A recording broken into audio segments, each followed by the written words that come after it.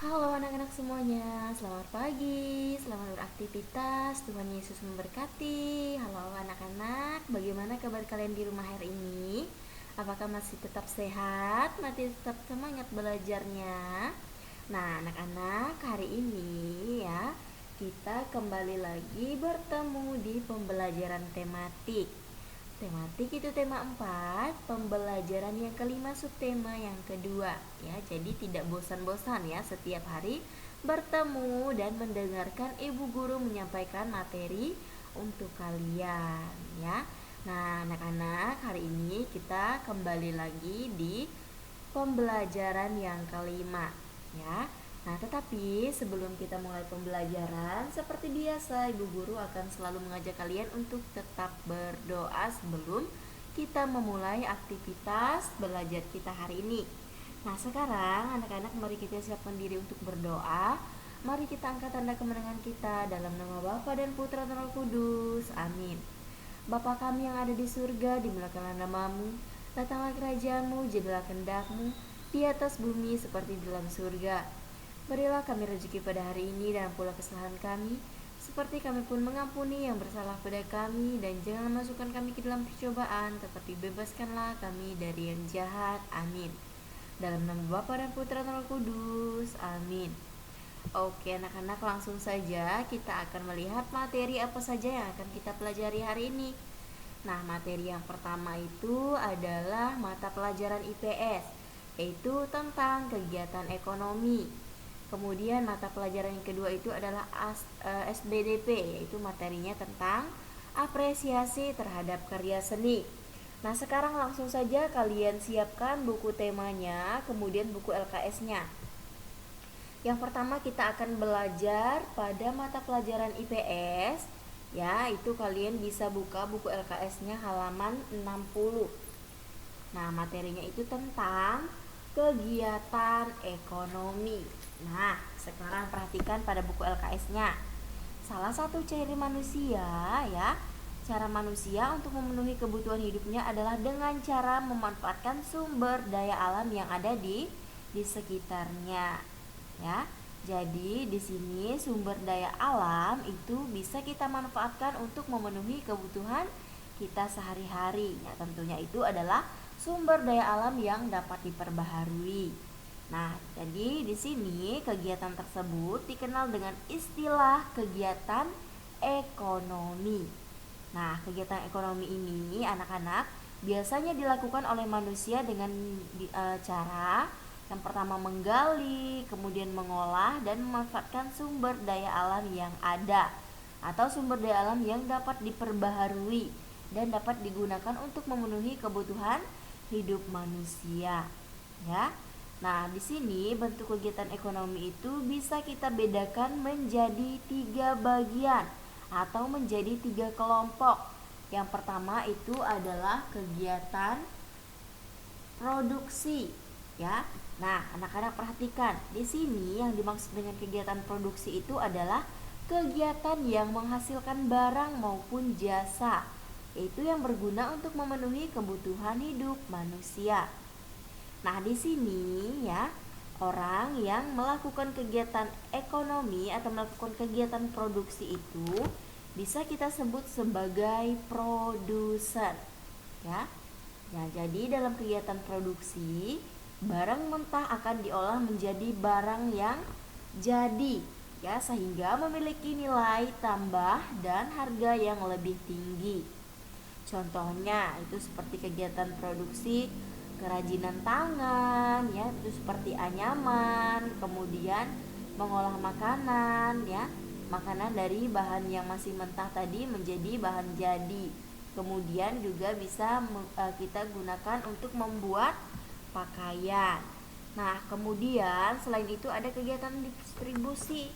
Nah, di kegiatan distribusi itu adalah kegiatan yang menyalurkan barang hasil produksi dari produsen ke konsumen. Ya. Produsen itu adalah orang yang membuat barang dan konsumen itu adalah orang yang akan mengkonsumsi barang tersebut. Nah, di sini orang yang melakukan kegiatan distribusi itu kita sebut sebagai distributor, ya.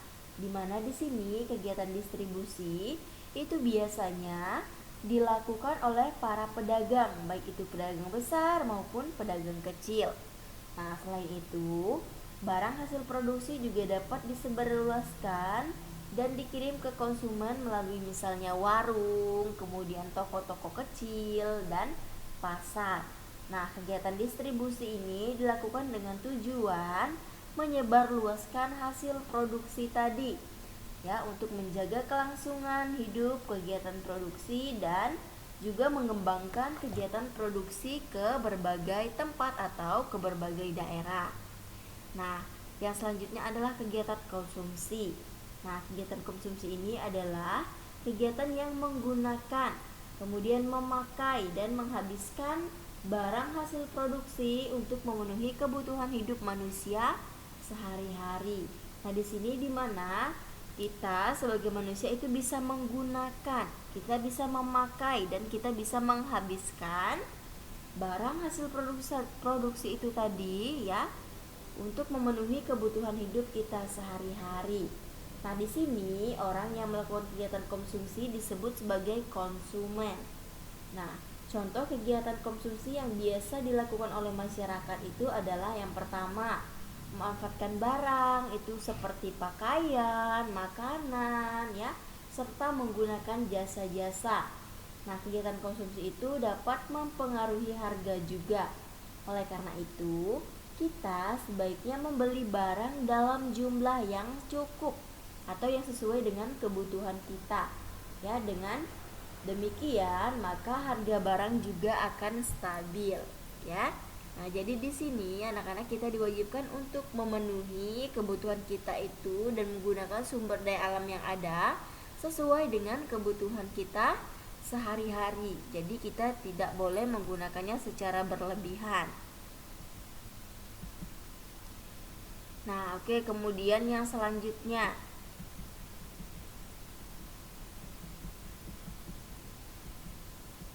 Yang selanjutnya, kalian buka lagi bukunya halaman 61. Nah, itu adalah materi tentang apresiasi terhadap karya seni. Nah, di sini tingkat apresiasi dapat dibedakan sebagai berikut. Yang pertama, peminat seni. Nah, yang dimaksud dengan peminat seni ini adalah orang yang memiliki perhatian terhadap seni, orang yang tertarik terhadap seni, ya, orang yang ingin melihat apa sih itu seni, ya, kemudian apa sih yang ada di dalam seni tersebut. Nah, jadi peminat seni itu adalah orang yang memiliki perhatian, orang yang tertarik kepada bidang seni dan ia ingin mengetahui lebih dalam lagi tentang seni tersebut. Nah, kemudian yang selanjutnya itu adalah pelaku seni.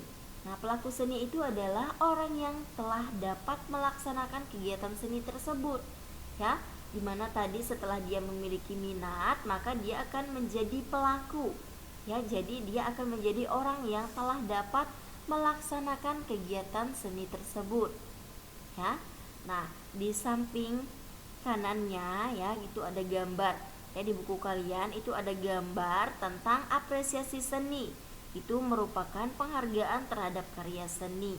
Nah, selain itu ada pencipta seni. Pencipta seni ini maksudnya orang yang telah dapat menciptakan suatu karya seni. Itu sesuai dengan imajinasinya, sesuai dengan hayalannya, ya. Nah, ketika dia sudah mempunyai hayalan, kemudian dia sudah ada ide, nah di situ dia akan menciptakan sebuah karya seni yang menarik, yang unik, yang bisa menarik semua orang untuk memperhatikan karya seni yang ia ciptakan. Nah, di sini yang terakhir itu adalah kritikus seni. Nah, kritikus seni itu adalah orang yang telah dapat menilai serta memberikan tanggapan terhadap karya seni tersebut. Jadi di sini, ya, kritikus seni itu adalah orang yang bisa memberikan penilaian, orang yang bisa memberikan kritikan, orang yang bisa memberikan misalnya masukan terhadap karya seni yang sudah dibuat oleh orang lain, ya. Nah, itu bisa dalam bentuk apresiasi, misalnya tepuk tangan atau pemberian hadiah atau penilaian, misalnya dalam bentuk nilai, ya. Itu yang dimaksud dengan kritikus seni.